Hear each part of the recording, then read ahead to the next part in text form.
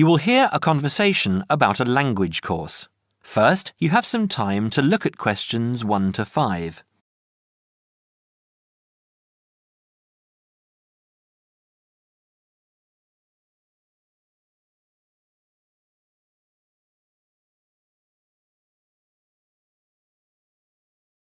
You will see that there is an example that has been done for you.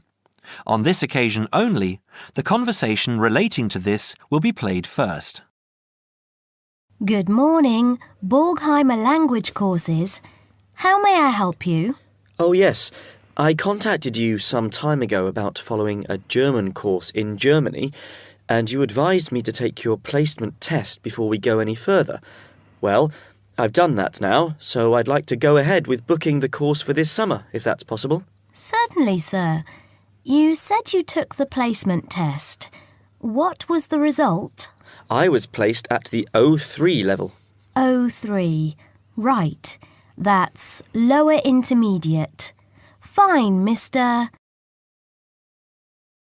The answer is Level 3 or Lower Intermediate, so the course level has been filled in for you. Now we shall begin. You should answer the questions as you listen, because you will not hear the recording a second time. Listen carefully and answer questions 1 to 5. Petterson. John Petterson. Could you spell that for me, please, Mr. Petterson? P-E-T-T-E-R-S-S-O-N.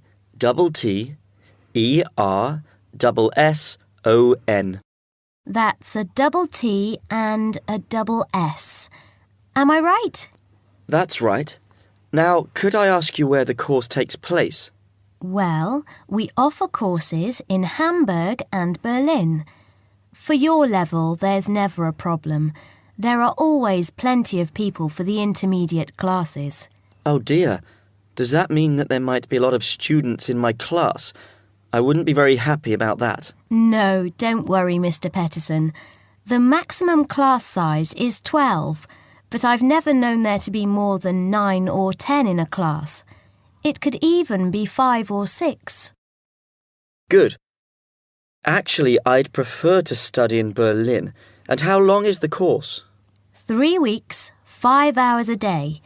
2 hours only on Saturday. Sundays free. I see. And what about accommodation?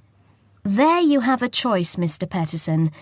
You can either stay with a German family who are used to having such guests, or you can stay on the university campus, or we can book you into a nearby bed and breakfast. Is there a big difference in price? Not really. Staying with the family works out the cheapest, and the bed and breakfast is a bit more money.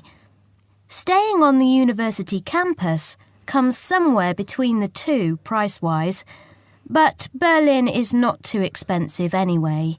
Which do you recommend? Well, if you want to practice your German and be part of a German family, I would recommend staying with a family. Our families are all hand-picked, and we've never had any sort of complaint. Yes, I'll probably do that then. What are the dates of the course? The first summer course starts on the 1st of June in Hamburg and a week later in Berlin, which is what would concern you as you have chosen the Berlin course. That's the 8th of June. The next course would begin on the 2nd of July and then... The 2nd of July course would be perfect for me. Can you put me down for it now? Certainly, Mr. Petterson. Can I have your address, please? 26 Mayfield Drive, Orpington, Kent. I'm afraid I can't remember the postal code. Don't worry, Mr. Petterson. I'll check on it. Before you hear the rest of the conversation, you have some time to look at questions 6 to 10.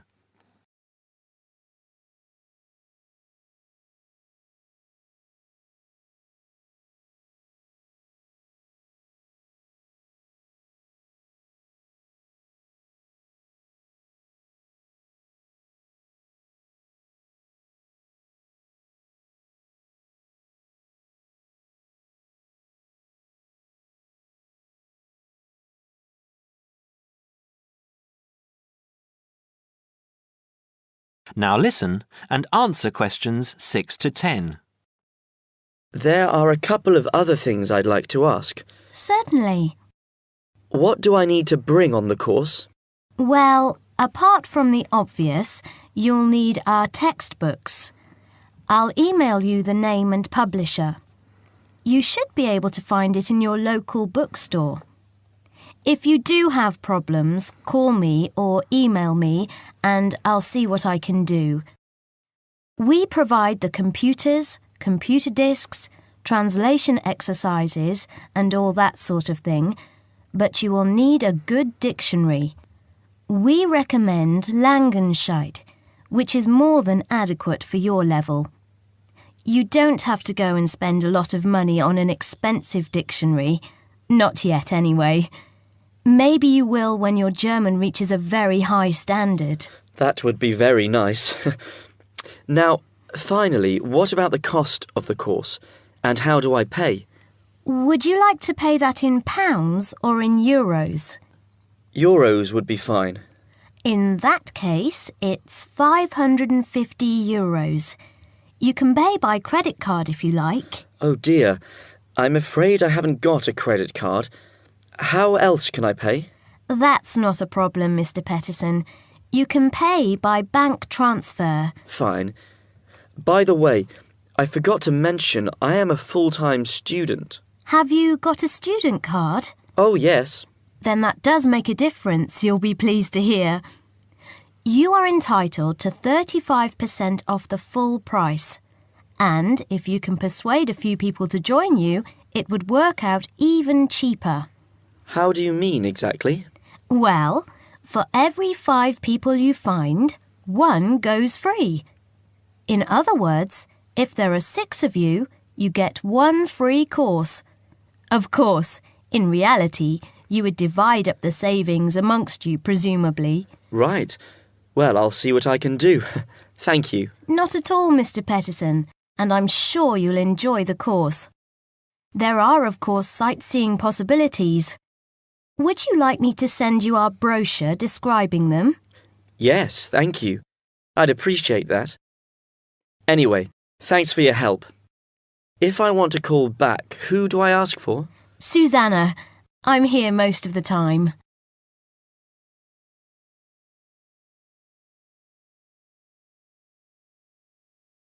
That is the end of part 1. You now have half a minute to check your answers.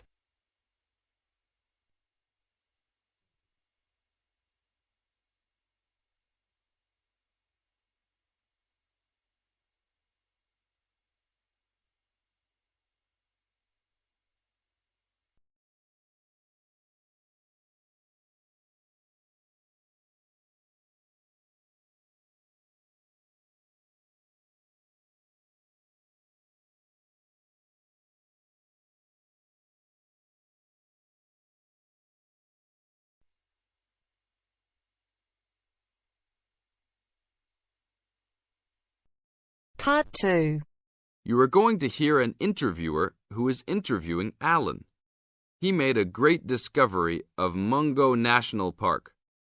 First look at questions 11 to 15.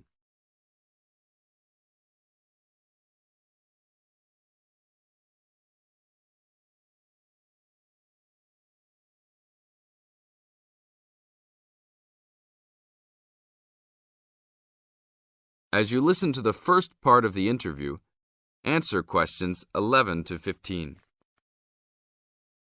An event occurred in 1996 over a period of 3 days that attracted considerable attention at the time and led to a new find in Mungo National Park, which is the focal point of the Willandra Lakes World Heritage Area in New South Wales, Australia. I talked to Alan Moore, the organizer of this trip, about his experience. Alan, what was the purpose of your trip? Well, as you know, I love the outback and lead tours of people wanting to go into more remote parts of the country. However, I thought it was time for me too to have a holiday. So I packed up my family and we went to Mungo National Park. Why did you choose this location? It holds a record of Aboriginal life stretching back over 40,000 years. And of course, I wanted my young kids to be amazed by the main feature of the park, the remarkable Walls of China, as they're called, where wind and water erosion have exposed this long history. I see. What was the weather like? It was unusual for that time of year. The rain was just one continual downpour after another. We were always soaked to the skin. So we decided to cut our holiday short and only stayed 3 days in the end. However, it was eventful. The obvious problem was to get back to the nearest town, a small place called Buranga. But the dirt roads out there are always impassable after rain, so we settled down for a long, wet wait in the park. We didn't really mind because the scenery was so interesting. However, the kids wandered away without our noticing, and eventually we realized they must be lost. So we used our two-way radio to contact the park rangers and the police, and a helicopter was sent. Luckily, the kids were found within a few hours, but they'd made an important discovery.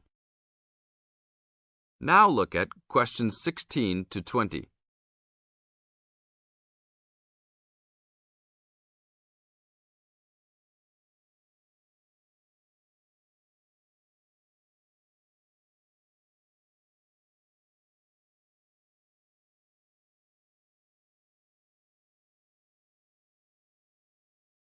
As the talk continues, answer questions 16 to 20. So, the trip was also eventful for another reason, wasn't it? Yes. They led us to some ancient Aboriginal art. The kids had taken shelter in a very small, low cave that was difficult to see from the outside. We were lucky to have another family camping in our location. When they heard us calling the kids, they immediately helped us search for them, and as the hours went by, they also provided us with much-needed support and encouragement. We really appreciated their help, and as we were already soaked through after looking for the kids for a couple of hours, they even made sure we had enough dry clothes to wear. The park ranger managed to get through to us to lead the search, and when the helicopter pilot notified us by two-way radio that he'd seen the children but was unable to land nearby, we were able to eventually find them very excited about what was in their little cave. And what did you think of their cave? Well, after squeezing in, I must say I was impressed, and managed to take a few photos of it before we left. There were many faint markings and dots on the wall. It was difficult to tell what they represented because they were so small, but people from the museum who have since visited there said the markings were similar to some other findings in the area, and later confirmed they were very old. Although it's now a protected site, the children like to call it their cave, and are allowed to visit it when a ranger can go with them. Thank you, Alan. If you go to Mungo National Park, you can see the entrance to the cave and some of Alan's photos at the ranger's station. Alan continues to lead tour groups in the outback, and if you want further information... That is the end of part 2. You now have half a minute to check your answers. You now have half a minute to check your answers.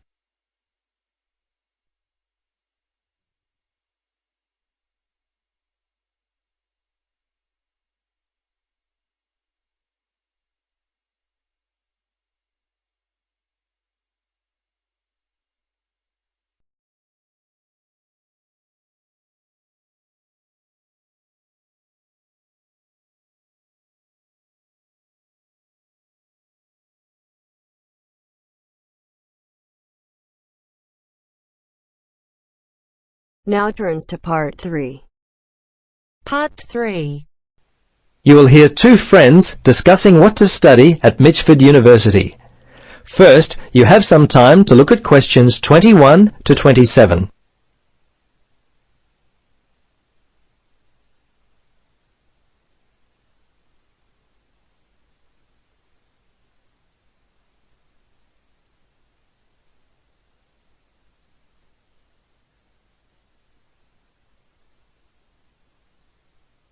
Now listen carefully and answer questions 21 to 27. Hello, Gloria. Hi, Paul. I just heard that you're studying psychology this year. At the moment, that's true, but to be honest, I'm not sure exactly what to study. You're in your third year at university. Do you have any advice for me? Well, it's a difficult question for me to answer, but I do have some ideas, based upon my personal experience, that may be of help. Anything would be helpful at this point. I'm feeling a little worried about what I should do. Well, there are a few things that I would recommend. Firstly, ask yourself, what do you really enjoy studying? For example, maths, English, science? This will help you decide what course you should do. The university handbook lists all the courses available. You should take some time to look at it. A couple of my friends spoke with recent graduates of courses which took up a lot of time. Another thing which took a lot of time was an interview at the Dean of Academic Affairs office. They're always so busy there. Unless you've got a lot of time, I wouldn't bother with either of those ideas. Okay. Gloria, I understand there are some excellent publications that I can look at which will help answer my questions. But the trouble is, I'm having a real hard time locating them. Do you know where I might be able to go? Yes, I encountered this very same problem when I was deciding on what to study. I managed to locate a few excellent books that really helped me to decide what was best for me. Now, some of the details will be a little inaccurate. That's no problem. If you could just remember the titles, I'll be able to look them up at the university library. Now, let me just get my pen. Okay, ready? All right. The first book I found was What Should I Do? It was written by Paul Smith, and I believe it was published in 2000 by Smith Brothers. I think this was the best book I read, although Judy Newton's Choosing University Courses was also an excellent help for me. Can you remember what year that one was published? Let me see. Most of the books I read were published around the same year, 2000, I think. I can't remember who published it. I think it was Printers Limited. You'll have to check that one out yourself. No problem. This is just what I've been looking for. Anything else you could recommend? Yes, there was one other book which I remember because my cousin works for the publishers Brown and Tate. He started there in 2002. Anyway, the book's called Surviving University and was written by Julie White. It's an excellent book which came out in 2004. I certainly recommend it. Before you hear the rest of the conversation, you have some time to look at questions 28 to 30.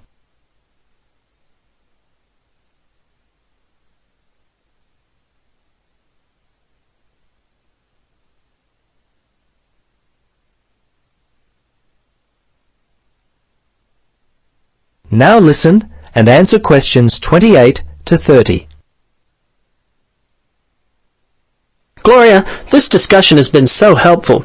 I wonder if I might ask one more question. Sure. What would you like to know? Well, I'm wondering why you finally decided to study psychology. Well, what helped me to decide was my interest in working with people. I think that's what you've got to really decide in your own mind. Do people give you energy or do they drain you of energy? I asked my friends what they thought of my idea, and most of them thought it was a good choice. Yeah, you know, I think my parents or family members who know me well would be a good place to start. I think if you like to research subjects, you might prefer to work by yourself. That could help you to decide what area you should study. For me, I like working with numbers, and I knew psychology involved a lot of this, so that also helped me to choose my course of study. The bottom line is you've really got to know what you naturally like to do. Once you work that out, you simply choose areas of study that relate to those things. Well, Gloria, I can't thank you enough for your time. Would you be interested in joining me for a coffee?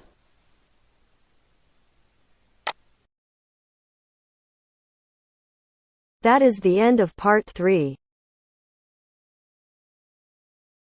You now have half a minute to check your answers.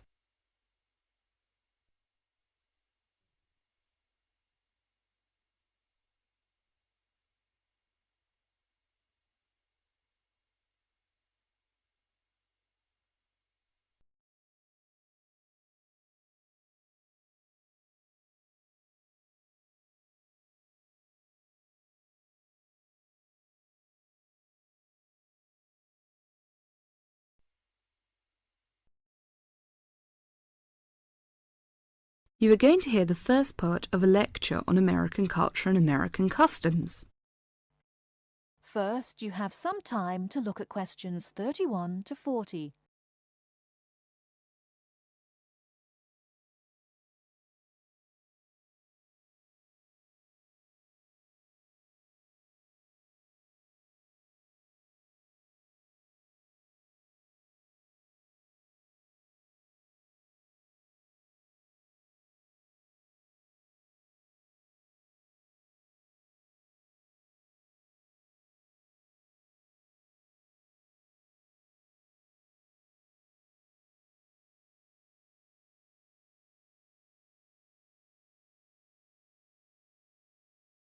Now listen carefully and answer questions 31 to 40.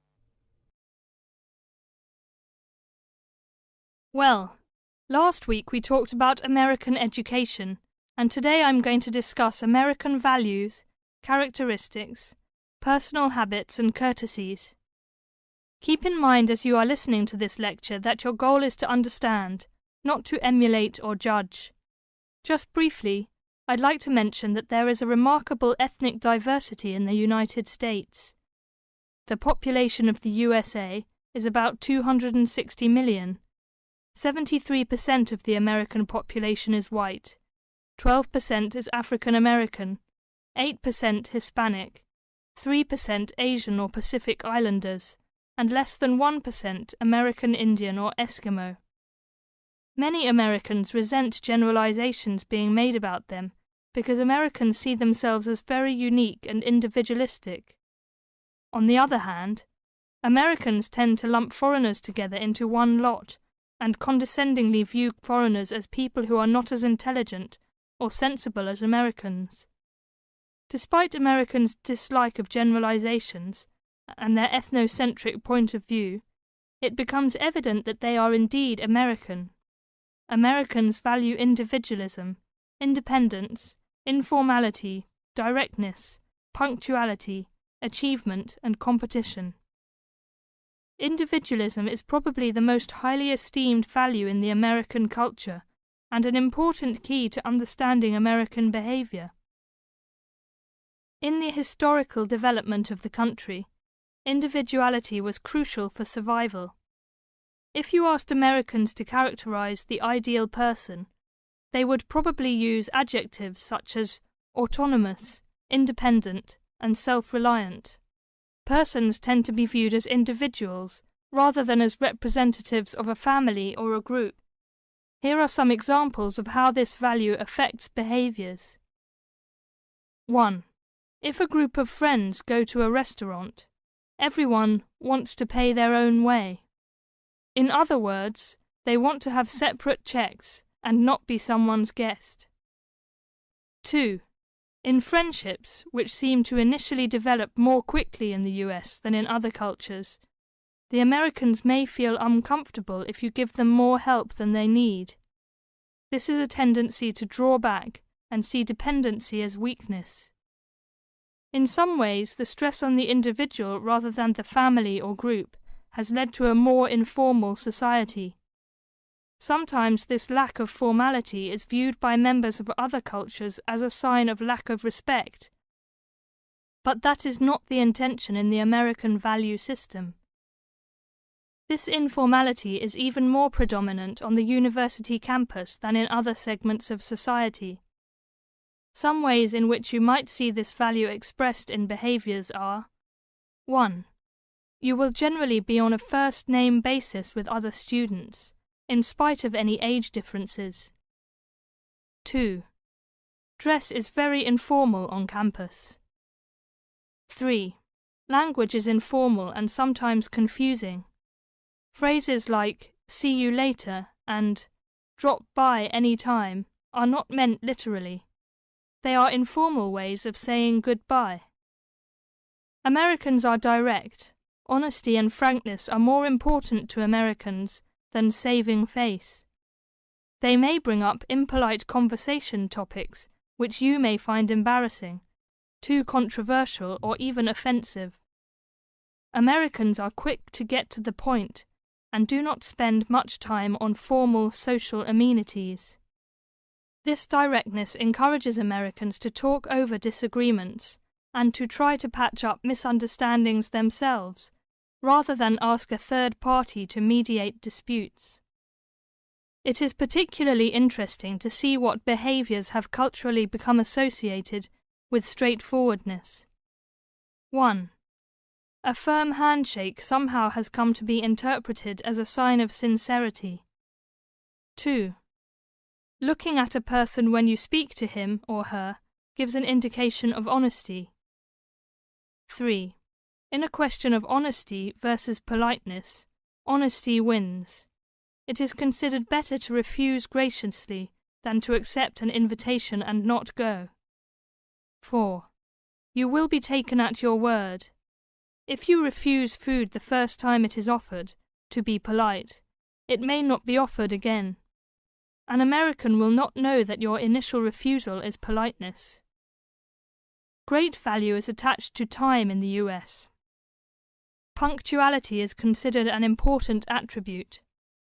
As with all values, there are different rules of acceptability in different cultures. In the US, you should be present for school or business appointments at the exact time agreed upon.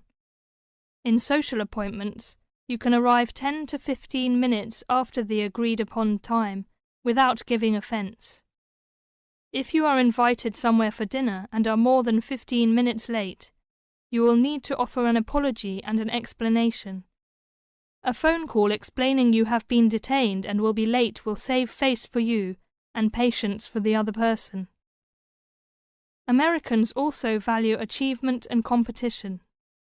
The American style of friendly joking or banter, of getting the last word in, and the quick and witty reply are subtle forms of competition. Although such behaviour is natural to Americans, you may find it overbearing or disagreeable. Americans are obsessed with records of achievement in sports, and sports awards are often displayed in their homes. Also, sometimes books and movies are judged not so much on quality, but on how many copies are sold, or on how many dollars of profit are realized. That is the end of part 4. You now have half a minute to check your answers.